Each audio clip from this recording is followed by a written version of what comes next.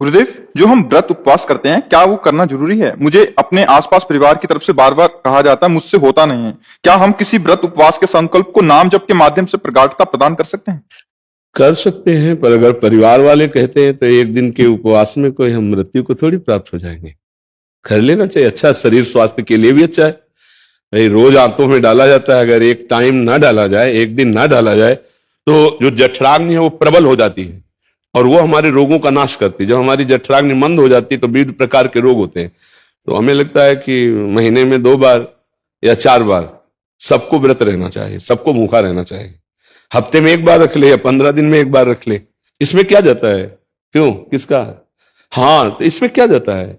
क्या आप एक टाइम थोड़ा फल लेकर के एक दिन भूखे नहीं रह सकते? कई बार बहुत कोशिश करती हूँ, कई बार तो ऐसे ही हो जाता है, पर जब हम दिमाग से सोच लेते हैं कि आज व्रत रखना है, उस दिन नहीं खाते बनता है। उस दिन ऐसा होता ही नहीं है कि मैं कर पाऊं। बहुत परेशान हो जाती हूँ। कोई परेशानी का विषय नहीं, चूंकि आप शरीर भाव में है और शरीर को अपना स्वरूप मानते हैं, इसलिए आप भ्रमित हैं कि बिना भोजन के नहीं रह सकते।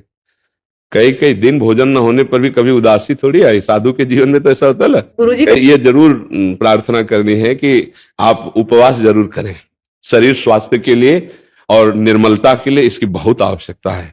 1 हफ्ते में कोई दिन रख लें या 15 दिन में रख लें, इसका अभ्यास रखना चाहिए। इससे शरीर स्वस्थ होता है और मन भी पवित्र होता है।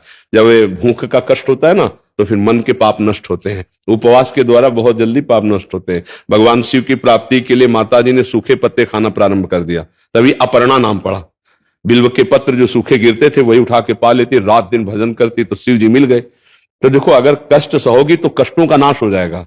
जो आगामी आने वाले कष्ट हैं उनसे लड़ने के लिए आपके पास पावर हो जाएगा। व्रत है, नाम जप है, तीर्थ याटन है, साधु सेवा है, गौ सेवा, ये आपके पास सुकृत है। ये आपके पास वो बल है जिससे आप लड़ सकते हो जगत में। अब लोग जो है पापाचरण करते, धर्म करते नहीं, तो नष्ट भ्रष्ट होते चले जाते। 4 दिन ऐसे चमके मिट्टिया मेट हो गया। धर्म करो तो धीरे धीरे आप बलवान बन जाओगे। आप अभ्यास कर लीजिए, आप, इसमें कोई कठिन बात नहीं है।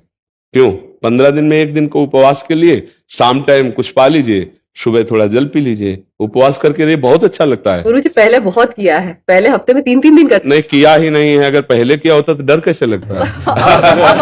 अब जैसे जैसे उम्र बढ़ रही है भाई व्रत का ऐसा हो गया, आलू और उसका सिंघाड़े का। हाँ, नहीं, आजकल तो व्रत क्या होता है, एक मनोरंजन हो जाता है। नहीं, वो व्रत नहीं रहना चाहिए, वो व्रत हम नहीं कह रहे भाई। ऐसे तो रोटी दाल से काम चल जाएगा।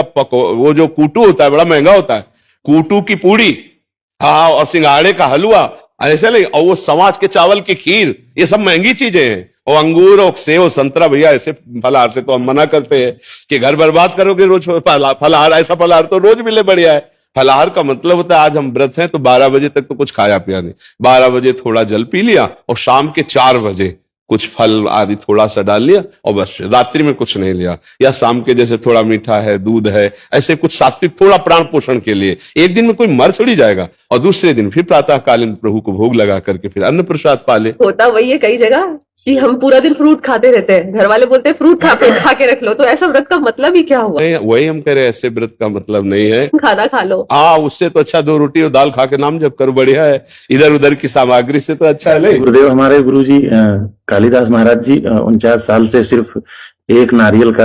हाँ हाँ, बिल्कुल, संतों में बहुत ही क्षमता होती है, क्योंकि वो प्राण नहीं है, वो तो आत्मस्वरूप में स्थित होते हैं। और इतने महान तपस्वी कर इतनी दैन्यता कि जब उन्से हम कहा आप कुर्सी में बैठ जाते, उन्होंने कहा नहीं, जमीन पे आने वाले थे। हाँ हाँ, तो हम वहां पे रुके थे, 9 दिन तक कथा हुई, तो गुरुजी बोले चलेंगे, लेकिन कुछ काम आ गया। वो बड़ी कृपा जब दर्शन दिया कि एक तो वयोवृद्ध और तप मूर्ति, और जब हमने कहा आसन पे ग्रहण करो कुर्सी पे, तो उन्होंने मना कर दिया। उनका कुर्सी में तो बहुत बैठते हैं, आसन और सिंहासन पर। नहीं, हमसे कहा कि आप जाइए गुरुजी के दर्शन कर लीजिए और कह दीजिएगा हमारा संदेश कि हम आएंगे। हाँ, जरूर। अब महाराज जी बाहर भी ऐसा हुआ, हमने बोला कि आप अब विराजी, कह रहा जैसे आपकी व्यवस्था, मतलब इतनी दैन्यता कि हम लाइन में खड़े रहेंगे, सबके बाद में जाएंगे। और ऐसे प्रतापी हैं कि बड़े बड़े नेता और बड़े बड़े सब उनके दर्शन करने जाते, वहां जमीन पे जब कहा कुर्सी बैठ जाओ तो कहा नहीं नहीं, और जमीन पे महापुरुषों की यही महिमा होती है। तो मान रही तो सबई मानप्रद, आप अमानिय महापुरुषों की महिमा। गुरुदेव आप तो कहीं जाते नहीं, लेकिन गुरुजी की हमारी इच्छा है कि एक बार आप जरूर आए।